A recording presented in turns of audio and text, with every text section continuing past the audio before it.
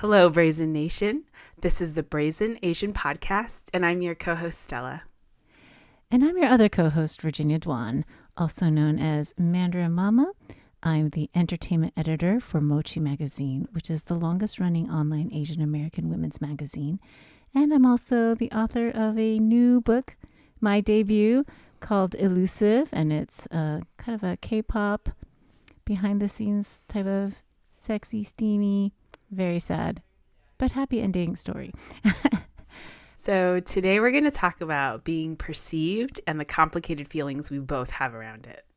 Yes, this week, our third episode, we both get to be uncomfortable at the same time.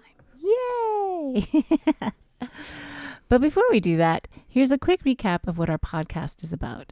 Here at Brazn Azn, we explore the concept of being brazen Asians while discussing our own personal experiences and challenges. We'll delve into issues of identity, social justice, and the complexities of Asian American experiences, all with what Virginia calls our trademark vigor and vim. And so maybe we could open this episode by having Virginia talk to us about why you started the podcast. Yeah, it's very peak Asian, I have to admit. So I finally broke down and bought a subscription to the Script Squadcast, and you get 10 hours a month because I'm filming another podcast or recording another podcast called the K-pop Smash podcast with two of my friends. And I was like, oh, well, if we only do maybe 6 hours a month, I have like 4 hours left. I guess I have to start another podcast to use up those 4 hours of transcription and editing and recording. But now, because we're trying to pump out all these podcasts so that there's a backlist, I actually don't have enough hours. So I'm like, maybe I have to upgrade, but then it'll upgrade to 30 hours. And I'm like, well, do I have to start more podcasts to use all these hours? It's a vicious cycle. It is a vicious cycle, but I really love that our origin story is like so peak Asian. But I mean, to be fair, we've been talking about starting a podcast for a long time. It just happened that this was the excuse that I needed, because I think if we just wanted to do something to do it, I think it's a little bit harder to convince perhaps you versus, hey, Stella, do me a solid and help me use up these hours because otherwise they'll go to waste. And we hate waste. I know, right? So I actually remember being really surprised at myself for agreeing when you were like, oh, let's do a podcast. I was like, oh, Jesus, I've always wanted to have a podcast. Like, I love the idea of it. But the thought of having people listen to it really freaked me out. I was like, oh, shit. What if I have absolutely nothing to say worth hearing about? Yeah, I mean, I understand because that's a normal fear. And also, I talk to you all the time and you always have amazing things to say. And I wouldn't have suggested it if I thought it would be bad. That's why it's so funny, because so many people go to you to get their thoughts refined. And when you refine our thoughts, you're so eloquent and so amazing. And then you have the nerve to come and tell me, I don't know if I'll have anything smart to say. When anytime I just bring up some random tweet, you go into a dissertation on the background of the tweet, the history of this person. I was like, I don't even know who this person is. How do you know who this person is? You'll know everything about them and then have 5 talking points. And I was just like, I just wanted to tell you their shoes were cool. And you're like, oh yeah, the shoes are cool too. But let me tell you about how Asian Americans are influential in the fashion scene, especially for shoes and sneakerheads. And I'll be like, okay. Yes. We love an info dump. Thank you for listening to my info dumps. I love it. It saves me the trouble of learning anything on purpose. Got the best, right? It's like a symbiotic relationship. All right. So tell me more about this freaking out about people listening to you. Is it an issue of not being used to the sound of your own voice, which you're probably normal, versus me? I'm like, let's listen to Virginia's voice again because it's so soothing and so great, but totally not how I sound in real life. So yeah, is it that, or what exactly bothered you about it? So as I got ready, as we talked about this episode and I got ready to think about what we were going to say, I realized that I I'm really self-conscious about taking up too much space. Mm. And I think some of it links to being really young and being essentially too much. Like I was really loud. I was pretty rambunctious. I've always been a bigger girl. I've been a thick girly my entire life, right? I'm 5'8", and I'm just not small, but I'm around a ton of Korean Americans. And I grew up in the church. And so they're all these teeny tiny, petite, quiet, perfect girls that I was always being compared to. And I think being neurodivergent, being queer and not realizing it, I just felt so like, oh my God, this is so agonizing. Like I think I really just hated being judged. God, I mean, nobody likes being judged though, right? Like who the fuck likes it? Nobody likes it. It's so interesting that you said that you felt like you were too much, because that's exactly how I felt all my life. Too much. Virginia, you're too loud. Your laugh is too loud. And people used to joke that they could locate me on campus from my laugh. I'm really loud. People are always like, can you keep it down? But I just have I'm very good at projecting my voice. I have a very strong diaphragm. And, don't worry, folks. Karma has come and my children are really loud. And I'm always like, yo, let's just keep it down a bit. But I'm not queer and I'm not neurodivergent. So it's probably all of those things, right? Like I'm just too American, too extroverted for Asia. And it's okay. It's okay to take up space. It's totally fine for us to take up space. But I think the prescribed spaces that we were allowed to be in, like you and I couldn't help but overflow them. Oh. And I bet you also were too much of a smart ass, because I got yelled at a lot for that. Oh yeah. Well, so there's this phrase in Chinese called 脸色, which means like the color of your face. So Chinese people have a lot of sayings around face. So 脸色 is like the color of your face. It's the kind of face that inspires someone to say, fix your face or I'll fix it for you, right? Like that's the kind of, that's the gist of it, right? And then there's like 丢脸, which means to throw away face, and it's like shameful. And then 给面子 is like to give face. 面子 is like your appearance or whatever. So to give an appearance. So when people say to save face, that's where it comes from. But sorry for that tangent, but folks, that's what you signed up for listening to this podcast.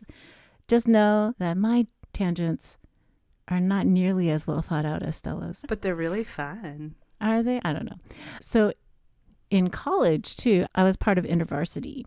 And they were really big on the Myers-Briggs test. And folks, this was in 1995.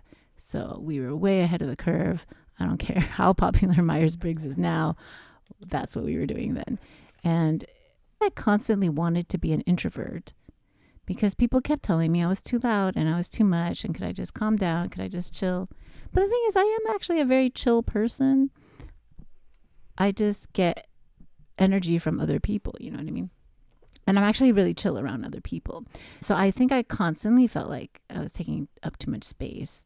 And then when I worked as a financial advisor, the constant refrain was be interested, not interesting. So you had to shrink yourself even more to get other people to talk more.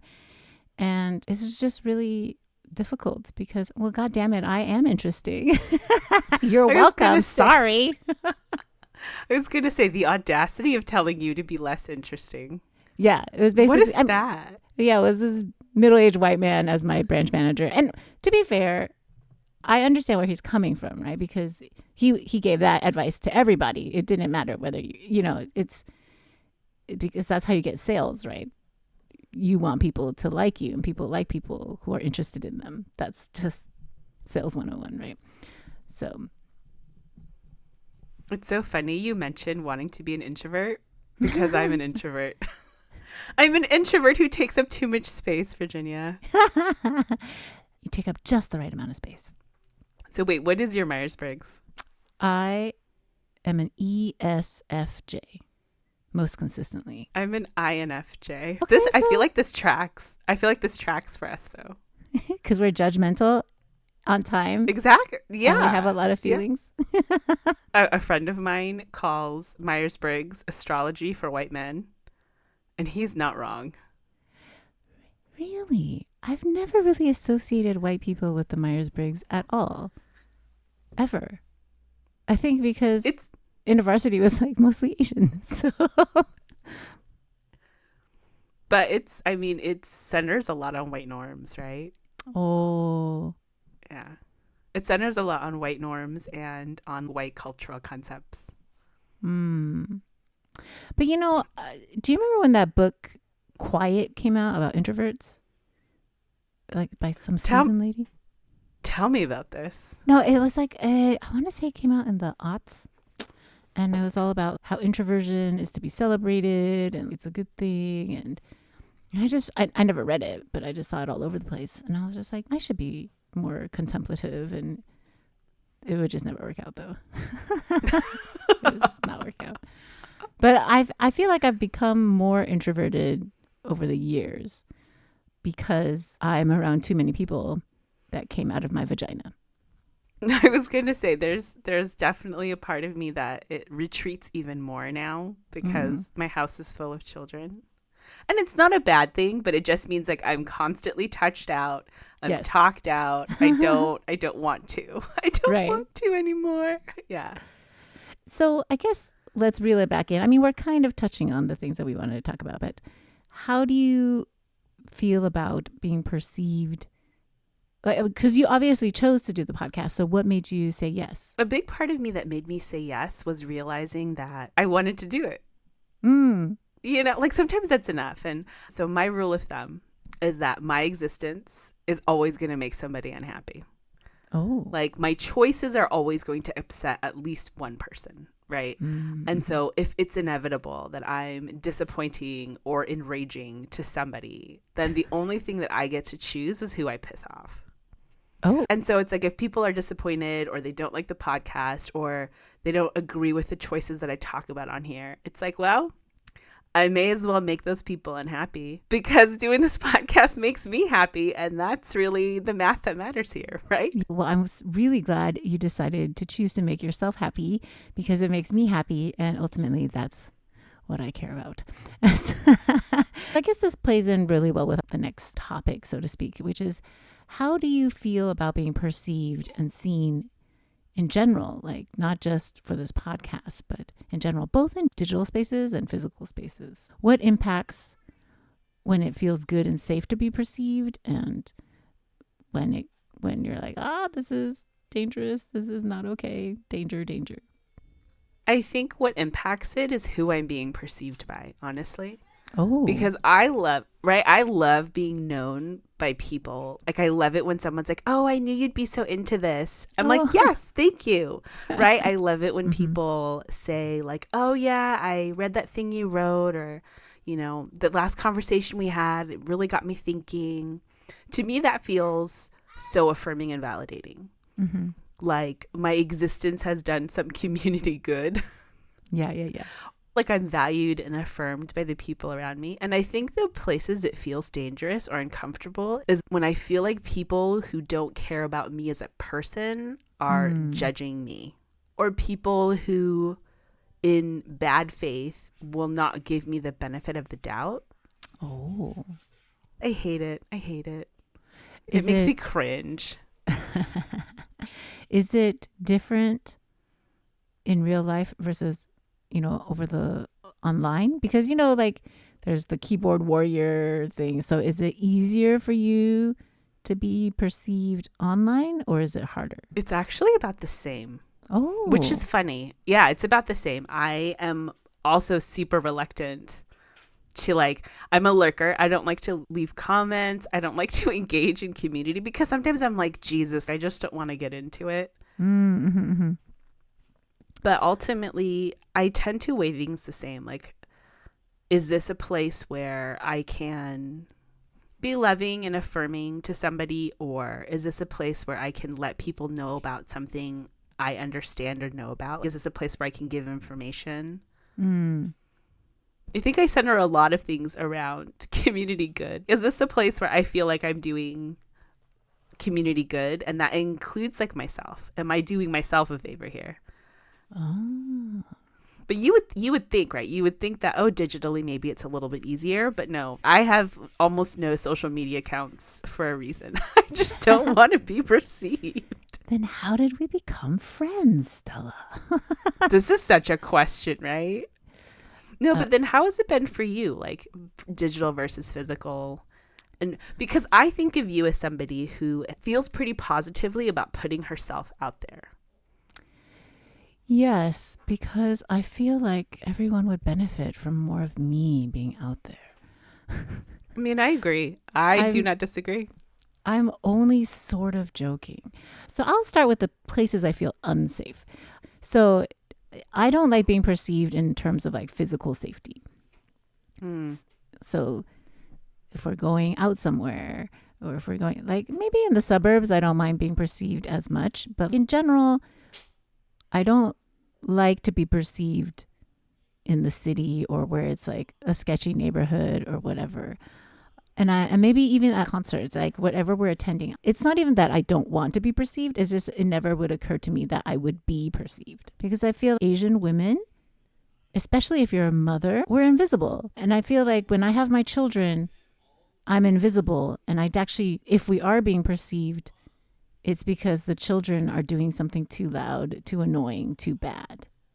So in that sense, I don't like being perceived, because I feel like, oh, we're being rude, we're occupying too much. I have 5 kids, so the 7 of us, when we're being perceived is because the baby is screaming their brains out on a plane. I don't like being perceived this way. Right? But if she's being cute and people perceive us, that's different, right? Like so, but in general, it never occurs to me that people are perceiving me in any way whatsoever. That is fascinating. Maybe we should trade brains for a day. You'd be like, how do we work this? This person is broken. But the funny thing though is that I think people actually do perceive me because I have candy colored hair. Right now it's reddish, but so it's a little bit fading. But my hair is really short. I have a lot of tattoos. If I'm not in my uniform of sweatpants and sweatshirt, if I actually dress up for something, I like to dress in super bright, super flashy, super insane colors. I don't even know why, but they're all giant bags because I only wear bag dresses. I don't believe in bodycon. We love your your sack shifts, right? Because your sack dresses. Because how else can you eat? They're so comfortable. Super comfortable, and they all have pockets. So yeah, I'm always surprised when people remember me, or I'm always surprised when people notice me. And actually, I have been recognized at concerts and stuff from YouTube. I was going to say, you've been recognized in public. Like people have stopped you to be like, "Oh my God, are you Virginia?" Yes, Which it happened. I love. It happened a lot more in Taiwan than it did here, and it's also a function of living in the town right next to where I grew up in. But yeah, but it just never occurs to me that people would perceive me. And I find great comfort in the fact that that I don't think anyone perceives me, because then like, who cares? I mean, I agree. Whenever I'm getting too into my own head about whatever it is, I'm like, literally nobody cares. Like for good reasons and bad reasons. Right. Literally nobody cares. It doesn't matter. But I don't know. Maybe it's because I'm just really hard on myself. I'm like, what if I'm so awkward and weird that I just should not be allowed out in public? But maybe you're just the right awkward and weird where you're endearing. Maybe it's relatable. Yes. See? Online, it's a little bit different. I think it depends on the context. So if I'm trying to be kind of a shit start, then I do want to be perceived, and I'll write things on purpose to piss people off. It's not, and when I say that, I don't mean that I'm not saying things that I actually believe, but I'm saying things that I know absolutely will piss people off. So for instance, right. I used to blog a lot about teaching my kids Chinese. I have a book on it, and that's how people recognized me. That's how people knew me in Taiwan. They would see me on the corner of the street and be like, "Oh, Virginia," and they would recognize my children because I blogged a lot about teaching my kids Chinese. And We're not from Taiwan. It's just that a lot of expats go back to Taiwan during the summer for their kids' language. So I said that I no longer wanted to talk about blogging about Chinese because I was really sick of white people taking up space and using me and using us. That wasn't the main reason. It was one of the reasons. And a lot of the other reasons were like, hey, I'm already doing this stuff. How often can you blog about the same thing over and over again, right? It's not that interesting. But of course, people focused on the, how dare you insult white people? Why do you gatekeep Chinese? Think of the poor white children who could benefit from their mediocre Chinese and have everyone fawn over them. I knew it would piss people off. And if you're less of a shit starter, you would probably not say that out loud. But I said it out loud and very loudly. So I think online, I'm much more provocative in certain scenarios. Like if I'm writing something that is an opinion or whatever. But if we're talking about like in forums or group chats, then I try to be a good citizen. Then I'm just existing. And if I'm perceived, that's great. If I'm not perceived, that's also great. Unless if I'm doing it for work, which I hate doing, so I never do. I don't know if that makes sense. And it's not like you're trying to be purposefully provocative or inflammatory, like to start shit. It's just that you know that people have very big feelings about your perspective, right? Right. I'm not saying something for click. I'm saying it because I believe it. And it is also clickbait. Like, right? Like, I'm not dumb. If someone's going to click on something because it's controversial, then I will take advantage of that. And if they're going to be all up in their feelings, that's their problem. It's so funny because I feel like our takes are not particularly controversial. I don't think that you saying I am not interested in blogging about this anymore is a controversial take. And yet, people have really big feelings. Well, some of it was like, who do you think you are that we care that you're not doing this anymore? And I was like, well, clearly you do care because you're all up in my face in the comments about this. Right? But I want to say like the vast majority of people were like, we totally get it. Thank you for blogging all this time. But it's always the entitled ones that get a little angry. Yeah. And I think my reaction is always slight bewilderment. Like, thanks for proving my point. Thanks for telling on yourself. And it's so funny because I've read these posts that you make. I've read the ones you've blogged, and you try really hard to make it clear that you're saying this in good faith. Like, you're not just trying to be an asshole that's like, fuck white people, though. You're like, I'm not. It's really funny. I think you try pretty hard to show that you're trying to be reasonable, and people will just take whatever it is you've said and decide that you were the meanest person ever. I mean, I am a pretty mean person. I wish I liked it more. I wish I leaned into that a little bit more, but One of my big theories is that we would all benefit from just accepting that maybe we're not good people. I've come to accept like, yeah, no, I'm kind of an asshole and I need to just accept that. I need to be accountable for it. That doesn't give me the right to hurt people's feelings whenever I want. Right. But I need to accept that inside, like, I am just kind of an asshole, and that's okay.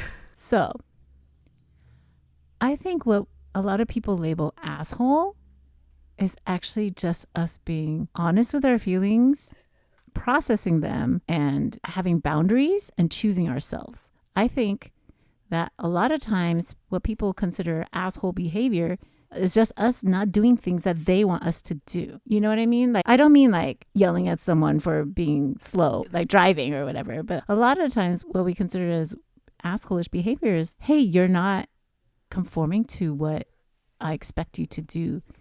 You look like an Asian woman. You should be meek. You should be quiet. You should get out of my way. You should kowtow to me. Accommodate like, me, goddammit. Yeah. And I'm like, no. Going back to the Chinese example, I help admin and moderate a group of 16,000 parents teaching their kids Chinese in an English-dominated place. And in the description it says, we welcome everyone to join if you have children or are trying to teach their kids Chinese. However, we center the Chinese diasporic experience. If you are not Chinese, that doesn't mean you're not welcome. And also, your concerns are slightly different. Yeah, like it's a reminder that they're a guest in the household, right? Like this community is not necessarily centered on you or about you. And yet, They white get people will mad. always, white people will always be like, this is so unfair. This is so unwelcoming. You guys are so mean. Right? You're such an asshole for pointing out that doesn't matter how mediocre my white kid's Chinese is, Chinese people will be like, oh, he's so great, he's so wonderful.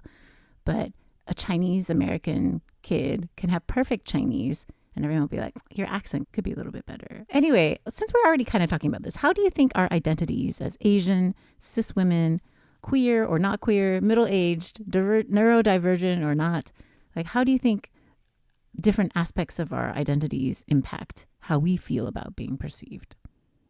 I think it has a lot to do with it, right? I think that there is a lot of weight to the expectations around how we're supposed to behave in multiple spaces, right? Like white people have an expectation of what we'll do or say or how we should behave. Corporate America has an expectation. Our families have an expectation. The Asian American community at large, or if we're back in Asia, like there's just a weight of a lot of expectations, and women in particular are punished more for not meeting these expectations. It's so interesting to me that you were saying, oh, I feel like as a middle-aged Asian American woman, like I'm basically invisible. Like I find that fascinating because I feel like I am less invisible because I'm an Asian American woman. Do you feel like that's because of the increase in anti-Asian hate? No, I think it's just that in my mind, people don't really expect anything out of white men because they're the universal default in America, right? They just get to be a generic person that is an individual. But as an Asian American woman, like I'm marked as different from the default. I find that fascinating because we live in California. You live in LA, or no, you live in SoCal. I live in SoCal. And you grew up in LA, and I live in the Bay Area. I find it fascinating because I think that because white men are always the main characters in their own story, and they have such a huge sense of entitlement, and all the heroes and stories and movies and everything, that they're hyper visible. So if a white man walks into the room, yes, they're also like everywhere. But also, I'm not saying they feel this way, but I'm saying it feels like, oh, well, they're the main character. If this is a movie, they're the person we should be paying attention to. Whereas, so I don't actually know if this is true, but I want to say I learned it somewhere when I was watching Alias, the TV show about spies. And one way to become invisible is to look like you're a mother, because mothers are non-threatening. Mothers are in the background. Mothers, I mean, what do they do? Mothers are not women that you hit on for dates. We're not sexualized in the same way that presumably single women are. Right. And even though we've obviously had sex, that's why we're mothers, but we're not dangerous. We're boring. We're just whatever. We're background noise. And then Asians are often cast as servants, as the supporting cast, as the massage therapists, the nail techs, and these are all important roles. They're the servers at a restaurant, but they're not usually the main character. I mean, obviously, Asian movies, they're from Asia, they're the main characters because those are the people there. But in American movies, it's very rare. Or we're a spy. We're subtly trying to wage psychological warfare through TikTok. But yeah, I mean, I was going to say, it's fascinating that in America, like in the Western mind, Asian Americans exist as both not a threat and a threat. We simultaneously occupy both spaces as the model minority, but we could also be betraying the country. We're such a threat that they had to emasculate Asian men and turn Asian women to hypersexual beings that are preying on the white men to take them away from white women. But also subservient. Yes. to white men, right? Both of these ideas that we're talking about encompass the entirety of this Asian American experience, where we're both invisible and we feel unrepresented. We don't exist in some ways. And yet in other ways, we're so marked as different. This is a good example people give. If you were to draw a stick figure and you wanted to indicate the stick figure was a woman, you would likely add things to the stick figure because we presume the stick figure is a man. If you wanted to give the stick figure a race, you would add things. And so we have to mark the difference from the generic universal default. Yeah. But that's all the individuality we get. The other thing is, like, white men in particular get to be individuals, even though so many of them are the same. They get to have this unique story. They are the main character, right? Right. For Asian Americans, the only thing notable about us is that we're Asian American in the Western mind, right? That's like the one thing that we get. That's the one thing that makes us individual, and anything outside of that is really ignored. I'm still thinking about being invisible and you saying you're marked as being Asian and a woman. If I am not in the Bay Area, and if I'm in an area where there are not a lot of Asians, then yes, I agree that I do feel a lot more marked. But I try never to be around spaces like that. Like, this is why we can't leave California for this reason. I mean, like, we can't live in another state. It would just be, for me, I think it would be too much of a culture shock. Oh, yeah. My husband says I'm in a bubble all the time, and I don't disagree with him. And also, what's wrong with being in this bubble? I don't mind being in this bubble. I almost never interact with white men. Almost never. Oh my God, same. Not voluntarily anyway. I mean, sure, I have friends who are married to white men and they're perfectly nice people. I almost never interact with white women. I just have friends who are white and are women that I've known for 30, 40 years. When we went to Cabo for spring break, that was the most white people I've been around in like years. I like how you went to a whole other country. To Mexico. And yeah, and it's like, oh, look at all these white people. Well, because it was a resort, and it's a resort. Yeah. It's all white people. So I felt really Asian then. I don't think I've been around that many white people in decades, at least a decade. This is why they say California Asians live in a bubble, right? Well, sorry. I'm not sorry. I'm not sorry at all. We love it. We love the bubble. Exactly. Let's see. We've lost the plot. We have lost the plot. Oh, I will say that I struggle with wanting to be perceived, but then when I am perceived, feeling incredibly uncomfortable with being perceived, but I really want it, if that makes sense. So for instance, I wouldn't be a YouTuber or have podcasts or write or do all these things and then make all these things if I didn't want to be perceived, right? Like, no one makes art to not be consumed. I wrote a book. I want people to read it. And yet, when people read it and then tell me what they think about it, especially if it's really good, then I want to hide because I have now been perceived. And I'm kicking my feet because I'm so pleased that I have been perceived in something that I love doing and then perceived well. Or like when people tell you they love you and they're very sincere and they list all the things of why you're great and like it feels good, and then I'm just like, let's never speak again.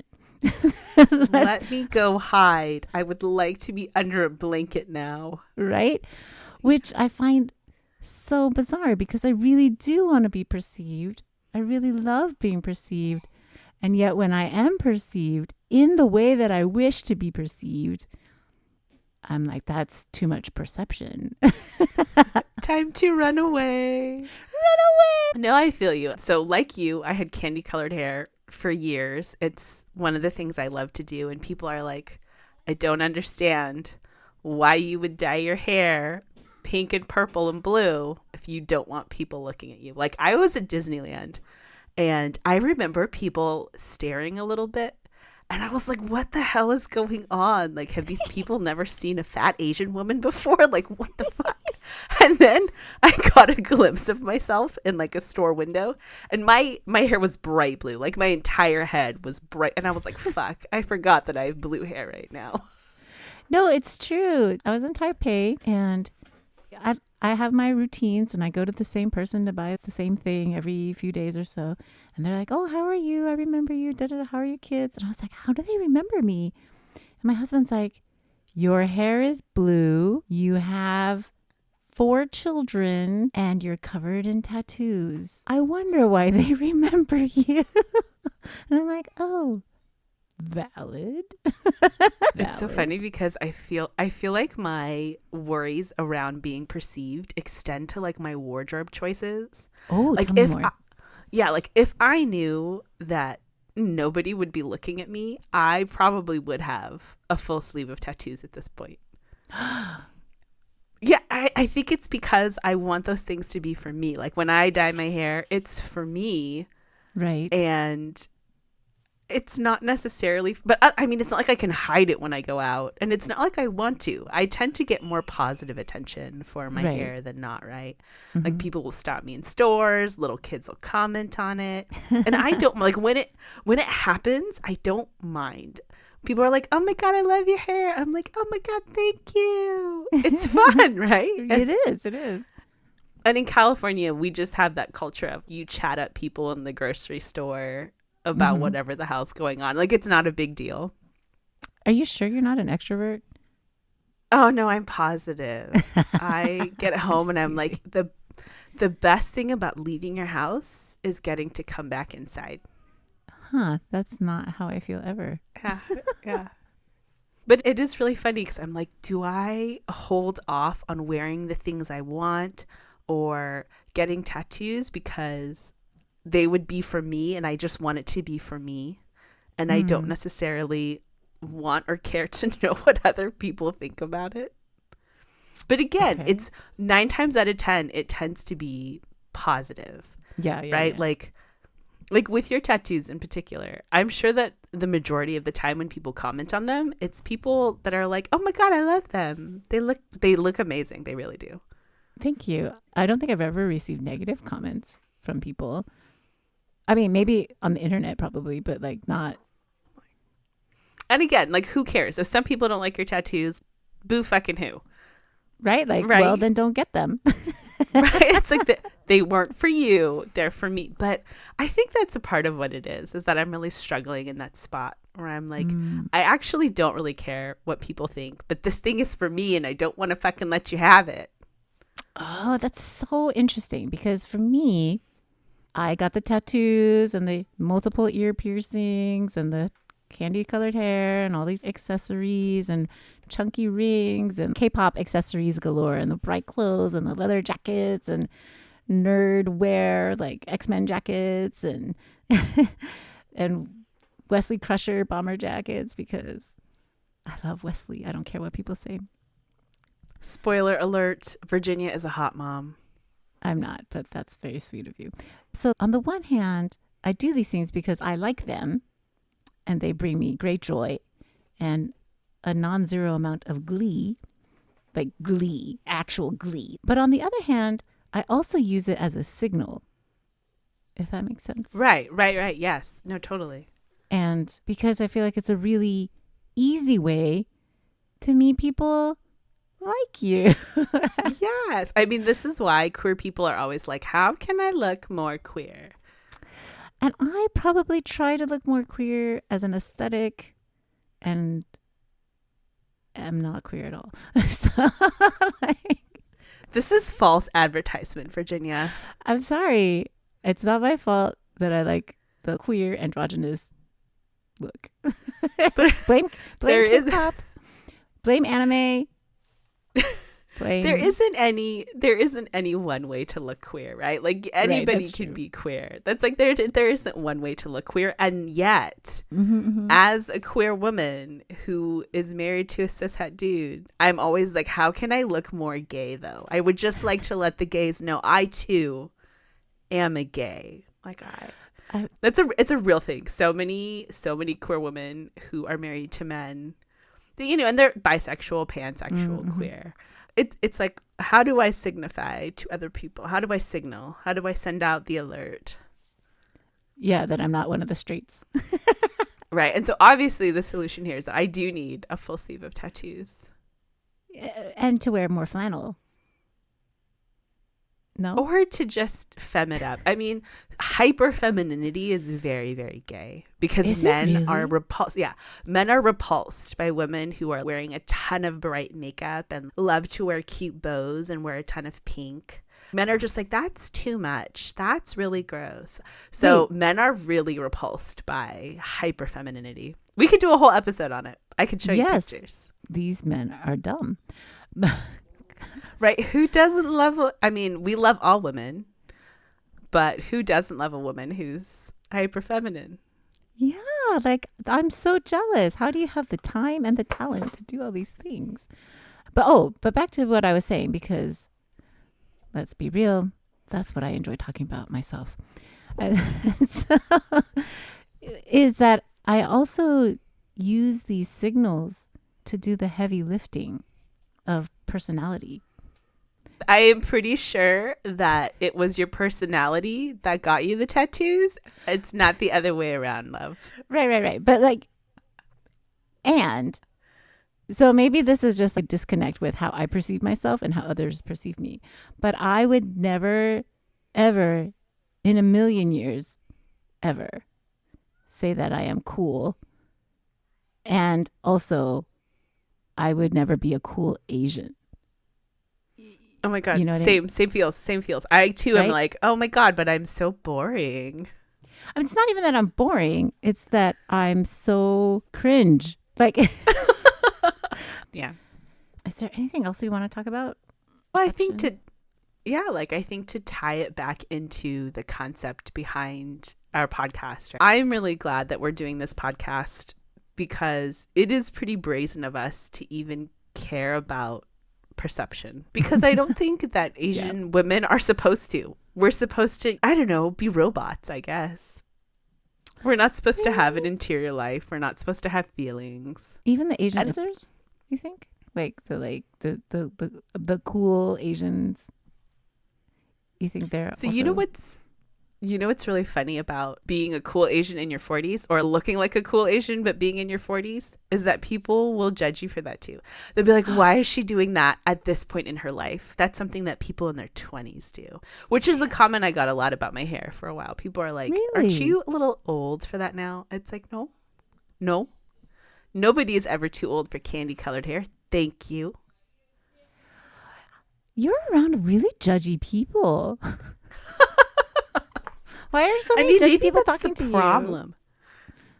I mean, maybe it's all in my mind, but I have gotten comments. Listen, that's so bizarre. So one thing I do like about being perceived online is that people see the stupid things that I do. And because I like to talk about myself so much, they hear about the things that I do or the people I would like to do. And I mean, sure, people have judged me. I'm not saying that no one has judged me, but I would say the overwhelming response is, that's so cool that you can do this. That's so cool. I wish I could be like you. And I was like, you can. You have enough money. Right? But it does make us brazen, right? It does. Yeah. It does make us brazen to exist, to be perceived, to do things worthy of being perceived. Yeah. That's what I like about being perceived, because what is it? If you see it, you can be it. Mm. And that's the whole reason why Asian, or why, underrepresented people feel representation is so important, even though how you're represented also matters. But, when you're starving for anything, sometimes you're like, oh, just tokenism is okay, right? But like, it's not. But I get why people feel that is enough. Right. Like if there's literally never anybody of your background or that shares a similar identity to you on the screen or in a book, sometimes just being mentioned feels like enough at the time, right? Like you're living with so much scarcity that even a couple drops is sufficient. Yeah. And so I feel like that's that's when I like being perceived. I like being perceived by people who normally do not perceive people like them. If that makes sense. And then I like it. No. And I like it because I feel as if my existence gives other people permission to exist. And that's like the reason behind this podcast, I think, for both of us, right? Yeah. This is what we want. We want people to know that we're out here, and they can be out here too. And also, I like to talk about myself. We both love to talk about ourselves, I fear. And also, it gives us an excuse to talk to each other sort of in person. I've been telling people, oh, we're doing this podcast, and they're like, wow, what is it about? And I'm like, it's me and Virginia talking to each other. We're literally just hanging out and nerding out and being amazing and weird.